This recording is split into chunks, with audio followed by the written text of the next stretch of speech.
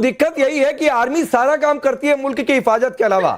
Business करवा लीजिए, साबुन बनवा लीजिए, रियल एस्टेट के काम करवा लीजिए, पाकिस्तान क्रिकेट टीम को ट्रेन करवा दीजिए, तो वही हाल होता है मारिया इकबाल कि ना आप जंगे मैदान में टिक पाते हैं, ना खेल के मैदान पर टिक पाते हैं।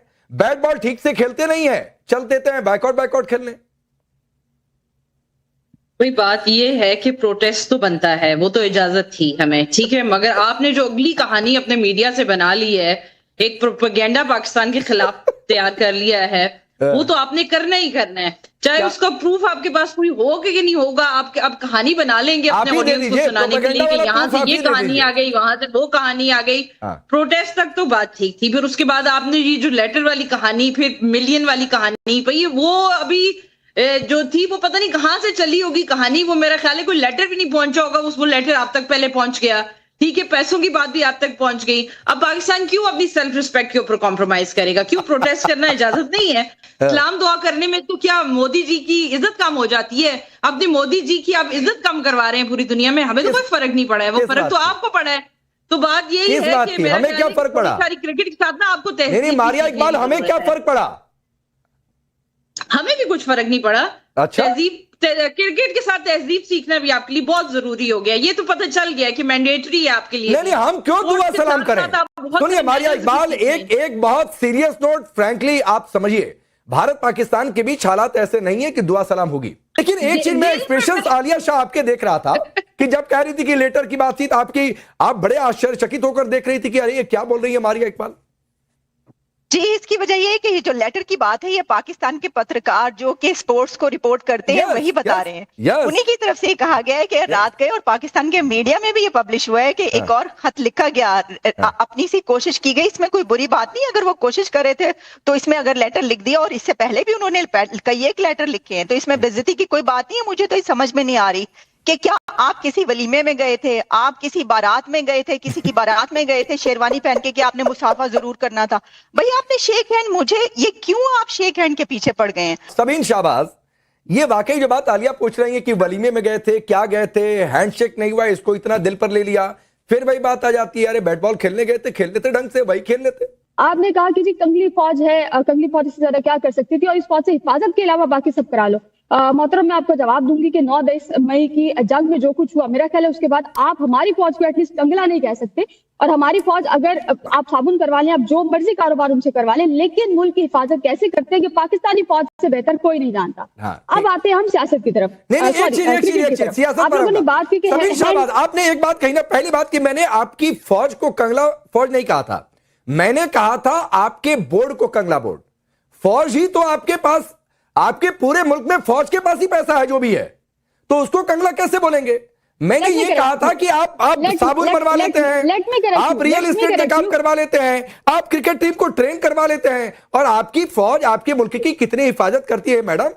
सन 71 में ग्लोब पर एक नया देश उभर गया था, बांग्लादेश नाम से, तो मत सिखाइए, पूरी दुनिया जानती है कि आपकी फौज कितनी हिफाजत करती है आपके मुल्क की। हम क्रिकेट पर बात कर रहे हैं, यहाँ पर कुछ सहाफियों ने जो है वो बात की है लेटर के हवाले से। लेटर की गर्दिश जरूर है, लेकिन वो किसी ऑथेंटिक सहाफी ने रिपोर्ट नहीं किया। दूसरा, 15-17 मिलियन की आप लोग बात कर रहे हैं, कहीं पर भी ये 15 या 17 मिलियन वाले लेटर की बात नहीं हो रही। देखिए, एहतजाज रिकॉर्ड कराना हमारा हक है, क्रिकेट के कुछ नॉर्म्स हैं, कुछ असूल हैं, उसको तमाम लोग फॉलो करते हैं, भारत भी उसको फॉलो करते हैं, हम भी फॉलो करते हैं। पाकिस्तान ने कभी भी क्रिकेट में सियासत को, या कभी भी भारत को क्रिकेट के नाम पर हमने टॉन्ट नहीं किया। देखिए, हिंदुस्तान के चैनल में जो भी एंकर होते हैं ना, वो थोड़ी सी तैयारी के साथ बैठते हैं। आरजू और आलिया, अगर मैं गलत कहूं तो आप लोग मुझे टोक दीजिएगा बीच में। इमरान खान नाम के क्रिकेटर याद है जिनको आपने जेल में डाल रखा हुआ है? वसीम अकरम याद है? क्या ये कहते थे भारत के सामने जब होते थे तो जो बॉल आती थी और मारते थे, जैसे लगता था कि कश्मीर सामने है, जिहाद लड़ रहे हैं। मैं गलत कह रहा हूं क्या? क्रिकेट के मैदान पर कश्मीर कौन लेकर आया, और किसने जो है वो कश्मीर को क्रिकेट के मैदान में जगह दी? आपने एक बात की, उसका पहले जवाब सुन लीजिए। आपने कहा वसीम अकरम जेल में है, वसीम अकरम आज तक जेल में नहीं गए। वसीम अकरम ने इमरान खान को बोला मैंने, और वो आपने वसीम अकरम का नाम लिया था, आपका मतलब लेकिन इमरान खान को कहा जेल में? वसीम अकरम साहब का नाम आपने लिया था। बहरहाल नहीं, इमरान खान जेल में है। इमरान खान पर जो केसेस चल रहे हैं वो बाय लॉ चल रहे हैं, उन पर केसेस की इन्वेस्टिगेशन चल रही है, ट्रायल उनका चल रहा है। With in next 6 month 1 year Imran Khan hopefully के रिहा हो जाएंगे। लेकिन अगेन यही है कि सियासत और क्रिकेट जो है ये दोनों मेरा ख्याल है कि बहुत मुख्तलिफ चीजें हैं। अच्छा ठीक आरजू, आपने बात की, मैं अभी हिंदुस्तान के पैनलिस्ट बस 1 मिनट और वेट कर लें। आरजू जो मैंने कोट किया वो गलत कोट किया? नहीं, आपने बिल्कुल सही कोट किया, इसलिए कि हमारे यहाँ चाहे शाहिद खान आफरीदी हो, चाहे बाकी प्लेयर्स हो, अभी आपने रिसेंटली भी देखा होगा कि जो मोहम्मद यूसुफ साहब हैं उन्होंने किस तरह से आपके जो कैप्टन है उनका नाम लिया टीवी चैनल पे बैठ के। तो ये लोग बिल्कुल इस तरह की बात करते हैं, पॉलिटिक्स को बीच में लाते हैं और शायद ये अगले इमरान खान या अगले प्राइम मिनिस्टर बनने की तैयारी कर रहे होते हैं। शाहिद खान आफरीदी तो अक्सर ही जैसे कहते हैं कश्मीर को लेकर बात करते हैं जो नहीं होनी चाहिए, लेकिन ना कोई रोकता है ना कोई टोकता है। और मोहम्मद यूसुफ साहब को भी इस वक्त तक पाकिस्तान की गवर्नमेंट को ना सिर्फ ये कि फाइन करना चाहिए था, बल्कि उनके टीवी चैनल्स पे भी बैन लग जाना चाहिए था, जिस तरह से उन्होंने इंडियन प्लेयर जो है उसके बारे में बात की। लेकिन अच्छा एक चीज है, चलिए बस मुझे अपने आप का क्रॉस चेक करना था, क्योंकि ये ना कहे कि फैक्ट चेक भी मैं अपने यहां से करा ले रहा हूं, तो इसलिए मैंने आरजू से फैक्ट चेक करा लिया। अब नाजिया इलाही खान, मुझे शहबाज शरीफ का एक पुराना स्टेटमेंट याद आ रहा है, हालांकि वो दूसरे संदर्भ में था, वो अमेरिका और दूसरे देशों से संबंध को लेकर था, कि बेगर्स कांट बी चूजर्स। तो यही तो कल भी हो गया कि बेगर्स कांट बी चूजर्स। वो कैसे चूज कर सकते हैं कि रेफरी को हटा दो? वो कैसे ये चूज करेंगे कि भाई हम बहिष्कार कर देंगे? तो चूज करने का ऑप्शन तो था नहीं। अब तो सवाल है कि संडे को क्या होगा। राकेश जी, वंदे मातरम, हर हर महादेव। पाकिस्तान एक ऐसा देश है जो सर्वे बताता है 2025 मार्च का 76 ट्रिलियन बैड डेप्ट पर है। 76 ट्रिलियन, और अपने देश से इन्होंने कर्ज लेकर के रखा हुआ है और अपने पोर्ट को और अपनी चीजों को बेच करके रखा हुआ है, जिसमें 56 ट्रिलियन इनको जमा करना है। देखिए, पाकिस्तान के क्रिकेट के पूरे टोली का जो हिजाब उतारा है वो दानिश कनेरिया ने आराम से उतार दिया था। किस तरीके से ये लोग प्ले ग्राउंड को जिहाद का मैदान बनाते हैं, किस तरीके से ये लोग प्ले ग्राउंड को दावत इस्लाम का मैदान बनाते हैं, ये आप 25 साल से उठा करके देखिएगा और 2025 अभी तक देखिएगा, तो ये लोग प्ले ग्राउंड पर खेलने कभी नहीं जाते हैं, खेलने नहीं जाते हैं। इनको हैंडशेक करने का इतना रोना है जैसे लग रहा था कि ईद की नमाज पढ़ने गए थे तो मुसाफा करना ही था इनको। वैसे भी भारत बराबरी वालों से हैंडशेक करता है, ये मदरसा छाप और जिहाद छाप से ये हम लोग हैंडशेक नहीं करते हैं। अब आती है दूसरी बात कि हैंडशेक उनसे किया जाता है जो पढ़े लिखे होते हैं, जो मदरसा छाप आ जाते हैं उनसे हैंडशेक नहीं किया जाता है। तीसरी बात कि भारत से हारना तो तय ही था, क्योंकि पाकिस्तान इतने कर्जे में है कि अपने क्रिकेट प्लेयर को ये लोग 26 इंच की टीवी पर ट्रेनिंग दिलवाते हैं। राकेश जी, ये लोग ग्राउंड पर उतार करके ट्रेनिंग नहीं दिलवाते हैं। इनके यहाँ बड़ी सी एक टीवी होती है और विदेश का एक कोच इन लोगों को टीवी पर ट्रेनिंग देता है। तो जैसे ही ये लोग इतना बड़ा ग्राउंड देखते हैं तो चौंक जाते हैं, हड़बड़ा जाते हैं और डूबते को तिनका का सहारा मिल गया कि हैंडशेक किया नहीं तो हम मुंह छुपा के चले जाएंगे। ठीक है, मैं इसके आगे बढ़ता हूं और आपको और थोड़ा सा जानकारी देते हुए सबीन शहबाज, फिर मैं रोहित जी के पास जाता हूं।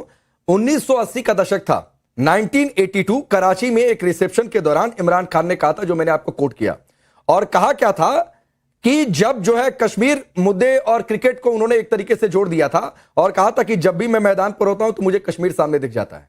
पाकिस्तान की बहनों को आपने बैठा के रखा है अपने चैनल पर। हमारी संस्कृति और सभ्यता हमें ये सिखाती है कि दुश्मन के घर की भी महिला हो तो उसका आदर और सम्मान होना चाहिए। देखिए, मैं जो बात कहने जा रहा हूं इसका दूरगामी परिणाम दिख रहा है आज दुनिया के पैमाने पर। प्रधानमंत्री, गणनायक, लोकप्रिय जननेता नरेंद्र मोदी जी के कुशल नेतृत्व में हमने पाकिस्तान की बाउंड्री के अंदर जाकर पाकिस्तान के जो सरगना हैं, अपराधियों के फूफा हैं, जनरल मुनीर, जो कांप गए भारतीय सेना के पराक्रम, वैभव और प्रभाव से। हमारे यहाँ हिंदी में एक बीमारी होती है बवासीर, जिसको अंग्रेजी में पाइल्स कहते हैं। भारतीय सेना के प्रभाव से बवासीर उखड़ गया शहबाज शरीफ का और उनके तुतपुंजिए जनरल मुनीर का। आज उसी ऑपरेशन सिंदूर का प्रभाव है और भारत की एकता और अखंडता की गूंज का प्रभाव है कि दुनिया के दूसरे देश खेल के मैदान पर भी पाकिस्तान से दूरी बना रहे हैं। पाकिस्तान की हैसियत क्या है भारत महातारी के सामने खड़े होने की?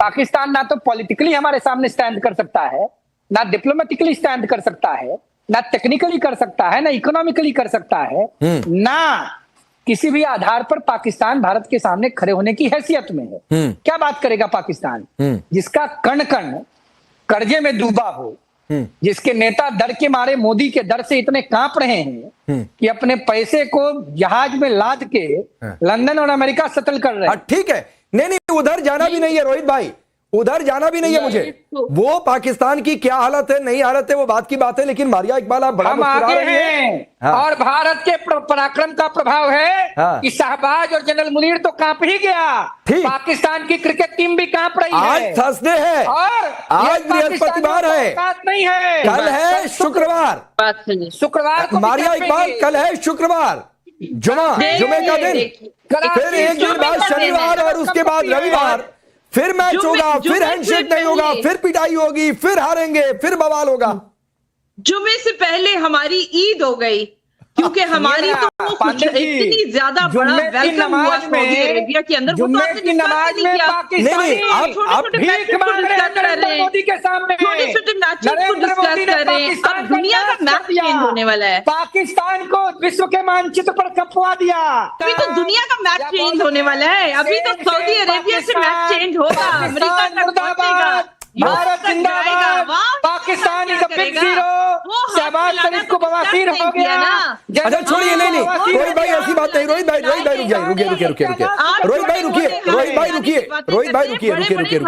रोहित भाई रुकिए। अरे आरजू, ये बेशर्मी को आपके यहाँ ईद कहा जाता है क्या? मैं ये सवाल इसलिए कर रहा हूं कि कल बैकआउट पर कलई अलग खुल गई। मैं सवाल पूछ रहा हूं कि संडे को क्या होगा, फिर हैंडशेक नहीं होगा, फिर टॉस के दौरान पर्चा देकर निकल जाएंगे, फिर हारेंगे, तो कह रही हमारी ईद हो गई। कल यूएई में ईद मन गई इनकी, हमारी तो बहुत सारी ईदें हो गई। देखें आगे क्या होगा, क्या वो तो खैर आने वाला वक्त ही बताएगा। लेकिन ये मुझे लग रहा है कि नेक्स्ट ईयर मारिया को भी कोई ना कोई मेडल मिल जाएगा, इसलिए कि आजकल पाकिस्तान में वो चनों की तरह बांटा जा रहा है, जो रास्ते में मिलता है उसको कहते हैं तुम भी एक मेडल ले लो। तो मुझे लगता है मारिया जैसे डिफेंड कर रही है तो नेक्स्ट ईयर ये भी मेडल ले जाएंगी। तो काहे का मेडल मिलेगा इन्हें? नहीं, क्यों ना डिफेंड करें, क्यों ना, कोई इतना ज्यादा इंसल्टिंग बिहेवियर चल रहा हो, why should not be defend? नहीं, आप सही चीज को सही और गलत को गलत कहेंगी तभी कुछ ठीक हो पाएगा मारिया। ऐसे गलत चीज पे डिफेंड करने से कुछ नहीं होगा, अगर सही करेंगी तभी होगा। नहीं, कोई कॉम्प्रोमाइज नहीं हो रहा, लेकिन आप हमारी टीम जिस बुरी तरीके से हारी है उसको एक्सेप्ट करना चाहिए। हमने बजाय इसके कि हम उस पर बात करते कि हमारी टीम खराब क्यों के लिए, हमारे जो चेयरमैन है पीसीबी के, उनको जरा शर्म नहीं आई। अगर कोई और होता तो इनकी पार्टी तो कहती रिजाइन कर दो, लेकिन क्योंकि इनकी पार्टी इस वक्त पावर में तो रेजिग्नेशन नहीं मांग रहे, उल्टा शेक हैंड के ऊपर चले गए। ये शेक हैंड नहीं किया तो आप शेक हैंड करना क्यों चाह रहे थे भाई? आपने तो कहा था 2 नेशन थ्योरी है और हिंदू और मुस्लिम साथ नहीं रह सकते, आप उन्हें टच क्यों करना चाह रहे थे? छोड़ दीजिए ना, फिर वो हाथ नहीं मिला रहे। आप उन्हें ग्राउंड में हराइए, आप उन्हें ग्राउंड में हराइए। अगर आप भारत को हराना चाहते हैं आप उन्हें ग्राउंड